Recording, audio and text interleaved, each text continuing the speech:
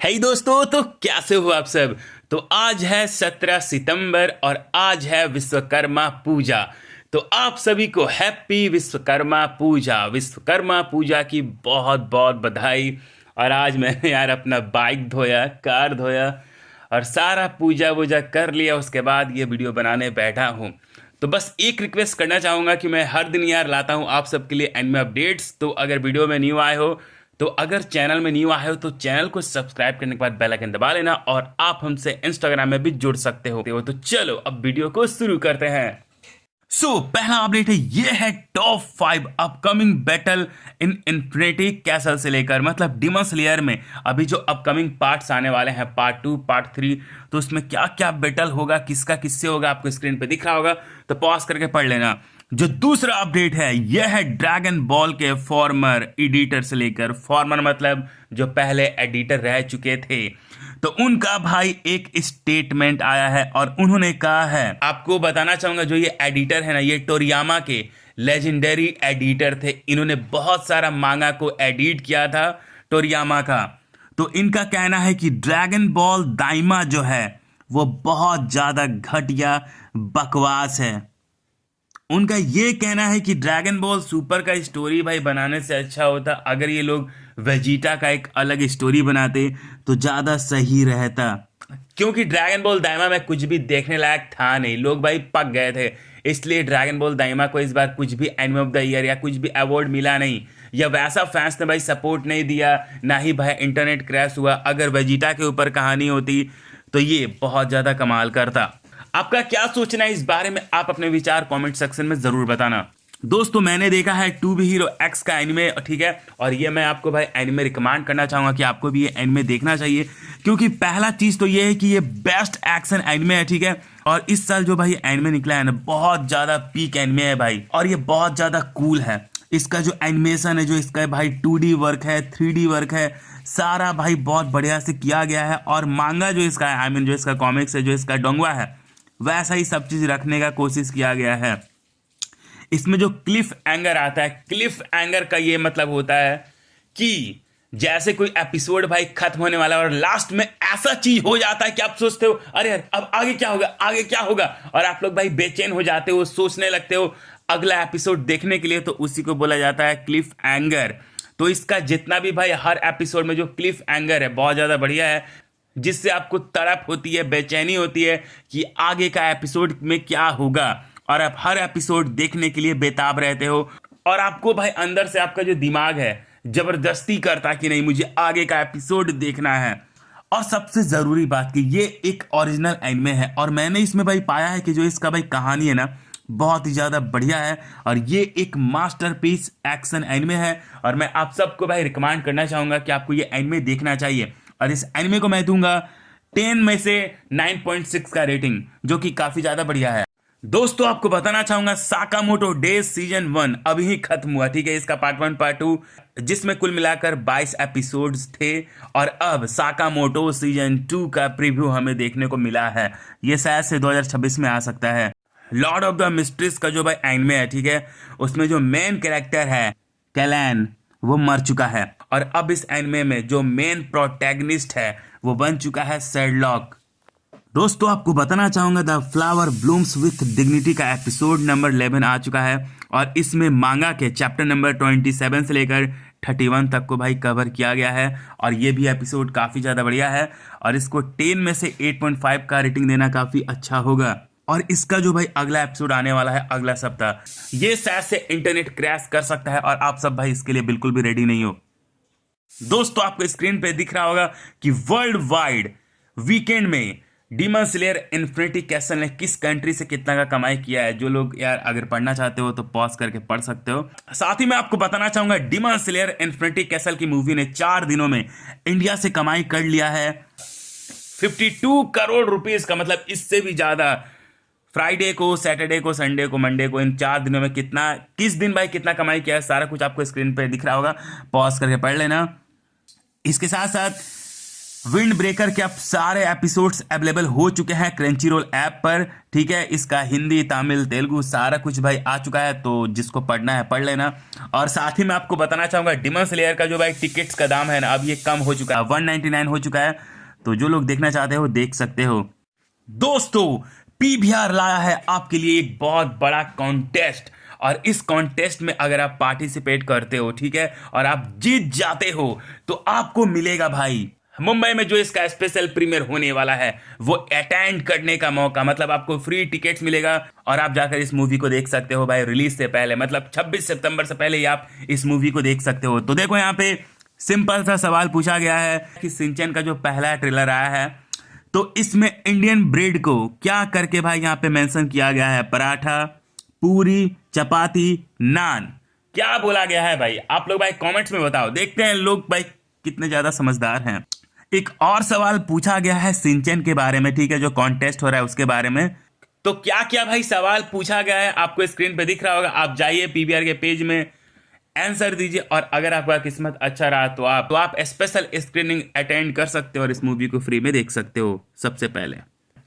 इसके साथ साथ आपको बताना चाहूंगा नेटफ्लिक्स पर ऐड होने वाला है एंड पैन मैन का 10 मूवीज इस फ्राइडे को।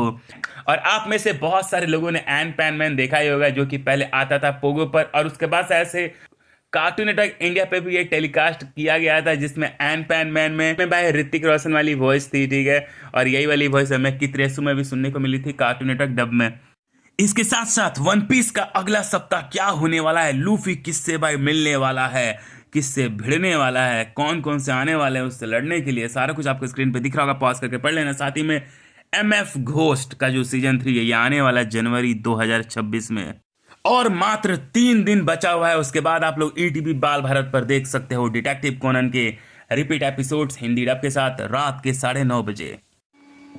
इसके साथ साथ एक स्टडी में ऐसा पाया गया है, एक नया स्टडी में, कि अगर आप स्टूडियो गिबली की एनिमे फिल्म्स देखते हो तो आपका जो मेंटल हेल्थ है वो ज़्यादा सही हो जाता है, मतलब आपको स्ट्रेस नहीं आता है और आपका मन हमेशा पीस रहता है। क्या आप लोग एग्री करते हो इस बात से ब्रो? दोस्तों, जो मुगेन ट्रेन मूवी थी डिमन स्लेयर की, इसका बजट था $15 मिलियन और इसने कमाया था $507 मिलियन, और जो इसके ऑथर थे इनको मिला था $20,000, ठीक है। और इन्फिनिटी कैसल का जो बजट था ये था $20 मिलियन, और इसने अभी तक कमाई कर लिया है $500+ मिलियन का, और अभी और भी ज़्यादा कमाई करने ही वाली है। लेकिन जो इसके ऑथर हैं इनको कितना रुपया मिला था, क्या आपको पता है? कमेंट्स में बताइए। दोस्तों, आपको बताना चाहूँगा डिमन स्लेयर की मूवी जो सऊदी अरब में लगी है, ठीक है, तो वहाँ पर इस मूवी को सेंसर कर दिया गया है। जैसे कि जो मित्सुरी है जिसका जो दिखता है ऊपर वाला हिस्सा, तो सऊदी अरब में जो ये फिल्म को लगाया गया है तो उसका ऊपर वाला हिस्सा को पूरा कवर कर दिया गया है, मतलब पूरा उसको भाई शर्ट पहना दिया गया है पूरा कॉलर तक। मतलब यार क्या ही बोलो यार, ऐसा ऐसा सेंसिटिव होता है। इसके बाद एक पॉपुलर मांगा और मानवा जो वेबसाइट था, ठीक है, इसको बंद कर दिया गया है जिसका नाम था कॉमिक। इसके साथ साथ वन पीस का जो मांगा है ना, फाइनली इसमें जो सांग्स है इसकी मम्मी को भाई दिखाया गया है, और इसके मम्मी के जो लास्ट वर्ड थे, जो आखिरी वर्ड थे, वो भी दिखाया गया है। दोस्तों, कहीं कहीं पर कल रात ही चैनसो मैन की जो मूवी है रे मूवी वो रिलीज हो गई थी, और फैंस का रिएक्शन है कि इसका जो एनिमेशन है ये बहुत ही ज्यादा टेरिफाइंग है। दोस्तों, डिमन स्लेयर की जो मूवी है ना, अभी इतना ज्यादा जो ये भाई तहलका मचा रही है, तो अब इसको भाई कहा जा रहा है एनिमे ऑफ ऑल टाइम, जब से भाई इन्फिनिटी कैसल तबाही मचा रही है। तो क्या आप इस बात पे एग्री करते हो या नहीं करते हो? इसके साथ साथ आपने अभी तक ये फिल्म को देखा है या नहीं देखा, और अगर देखा है तो आपने डब में देखा है या सब में देखा है, और इस मूवी में आपको सबसे ज्यादा कौन पसंद आया, अकाजा या जेनोसु? इसके साथ साथ टॉम एंड जेरी का जो एनिमेटेड शोज बनाया गया है ना, तो टॉम का जो रेफरेंस ये लिया गया है एक रशियन ब्लू कैट से, और जो ग्रिजली है इसका भी भाई रेफरेंस लिया गया है ग्रिजली बियर से, और जो स्टिंग फ्लाई है जो कि बेन 10 का एक एलियन है, इसका रेफरेंस लिया गया है हॉर्स फ्लाई से। क्या आपको ये सब पता था? इसके साथ साथ तमिल डब के जो बाकी के भी वॉइस एक्टर्स हैं उनका भी नाम आपको स्क्रीन पे दिख रहा होगा, तो पॉज करके पढ़ लेना। और आपको बताना चाहूंगा डिमन स्लेयर की जो इन्फिनिटी कैसल है ना, इसको बनाने में भाई 3 साल से ज्यादा का टाइम लगा था, तब जाकर इसका एनिमेशन इतना ज्यादा खतरनाक हुआ था। दोस्तों आप लोग नारुतो शिपुडेन तो देखते हो, लेकिन क्या आपको नारुतो के कुछ कुछ फैक्ट्स पता है? शायद आपको नहीं पता होगा। तो जो नारुतो का रन है, ठीक है, ये बहुत ही ज्यादा आइकॉनिक रन बन गया था, जिसको साइंटिस्ट ने भी भाई ट्राई किया था करने का।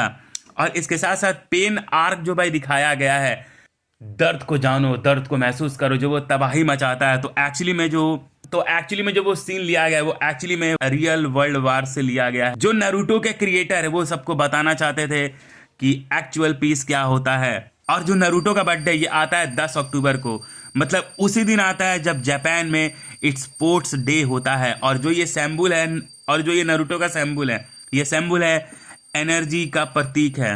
और इसके साथ साथ नारुतो सीरीज में आप लोग देखते हो कि जो नारुतो है जो खाता है रैमेन नूडल्स, तो एक्चुअली में वो शॉप जापान में एक्चुअली में एग्जिस्ट करती है। और आज बर्थडे है लोहित शर्मा का, तो हैप्पी बर्थडे लोहित डबस्टर। इसके साथ साथ कौन कौन से एनिमे एंड हो चुके हैं और कौन कौन से एनिमे एंड होने वाले हैं और उसमें कितने एपिसोड्स बाकी हैं, सारा कुछ आपको स्क्रीन पे दिख रहा है, तो पॉज करके पढ़ लेना। इसके बाद गॉब्लिन स्लेयर का जो एक नया एनिमे प्रोजेक्ट है वो अभी करेंटली वर्क में है, उसका भी प्रोडक्शन चल रहा है। इसके साथ साथ ओवरलोड का जो सीजन 3 है आज रात से भाई चालू होने वाला है जी कैफे पर, वो भी एक न्यू हिंदी डब के साथ। ये एनिमे टाइम्स वाला हिंदी डब नहीं होने वाला है। अदर वर्ल्डली मंचकिन, तो ये एक टीवी एनिमे है जो कि भाई पोस्टपोन हो चुका है। पहले ये आने वाला था इसी साल, बट अब ये आएगा अगले साल, क्योंकि इसका जो क्वालिटी है वो सही नहीं है, तो इसको इम्प्रूव करने के लिए ऐसा किया गया है। क्लेवेटेस का जो सीजन 2 है वो अभी प्रोडक्शन में है, ठीक है, और ये बहुत ही जल्दी आपको देखने को मिलने वाला है। इसके साथ साथ अगर आप जानना चाहते हो कि highest grossing anime movies India की कौन कौन सी है, तो ये है वो टॉप 7 मूवीज। स्क्रीन पे नाम दिख रहा होगा, पढ़ लो पॉज करके। दोस्तों अगर आपने डिमन स्लेयर की मूवी देखी है इन्फिनिटी कैसल, और आप इसी तरह के और भी एनिमेस देखना चाहते हो, तो आपको स्क्रीन पे बहुत सारे एनिमेस के नाम शो हो रहा होगा। ये सब एनिमेस को आप देख सकते हो और ये आपको ऑफिशियल हिंदी डब के साथ भी देखने को मिल जाएगा, तो देख लो। The strongest man born from misfortune, तो ये एक लाइट नॉवेल था, ठीक है, लेकिन अब इसको मिलने वाला है एनिमे सीरीज, टीवी एनिमे मिलेगा इसको। इसके बाद अक्टूबर में कौन कौन से भाई एनिमेज आने वाले हैं वो सारा कुछ आपको स्क्रीन पे दिख रहा होगा। और इसमें से बहुत सारे जो एनिमेज है वो क्रंची रोल पर भी आने वाले हैं और वो हिंदी डब के साथ भी आने वाले हैं। और जितने भी एनिमेज है ना सारे भाई बेहतरीन है, आप पॉज करके भाई पढ़ लेना। मैं सारा कुछ नहीं बता सकता, वरना ये भाई एनिमे अपडेट 30 मिनट से ज्यादा का हो जाएगा। जो अगला अपडेट है यह है क्रंचीरोल इंडिया से लेकर। तो क्रंचीरोल इंडिया ने 2022 से हिंदी डब करना भाई चालू किया था और अभी 2025 चल रहा है, तो इस बीच उसने बहुत सारे एनिमेज हिंदी डब में किया है, ठीक है।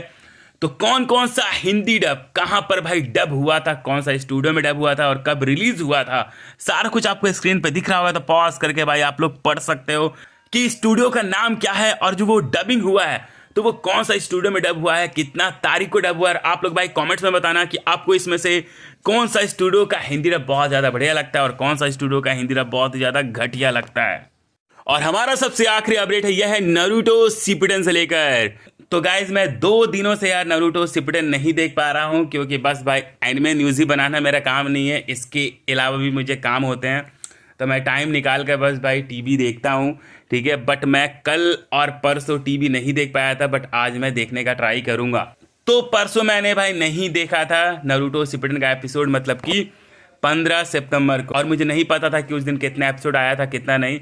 तो कुछ लोगों ने मुझे इंस्टा पर मैसेज किया था और यूट्यूब पर कमेंट भी किया था कि भाई 15 सितंबर को नारुतो शिपुडेन का एक ही एपिसोड आया था, ठीक है। तो इसलिए मैंने कल के वीडियो में आप लोग से पूछा कि आप लोग मुझे कमेंट्स करके बताइए कि कितना एपिसोड्स आया था, 1 या 2 या कल भी कितना एपिसोड्स आया था। तो बहुत सारे लोगों ने भाई कमेंट्स करके बताया कि परसों और कल के दिन 2 एपिसोड्स आए थे, 1 एपिसोड नहीं आया था। तो थैंक यू सो मच उन सब का जिन्होंने मुझे भाई कमेंट्स करके बताया कि अभी नारुतो शिपुडेन के हर दिन 2 ही एपिसोड्स आ रहे हैं। और अभी तक कुल मिलाकर नारुतो शिपुडेन के 265 एपिसोड्स आ चुके हैं, मतलब एपिसोड नंबर 265 तक दिखा दिया गया है और आ जाने वाला है एपिसोड नंबर 266 और 267। और हाँ, जिसने भी मुझे भाई कमेंट करके ये बात बताई थी ठीक है, या जो पूछ रहा था कि भाई एक ही एपिसोड क्यों आया, तो भाई तुम्हें कंफ्यूजन हुआ है, हर दिन 2 ही एपिसोड्स आ रहा है, तो ध्यान से देखो, ठीक है।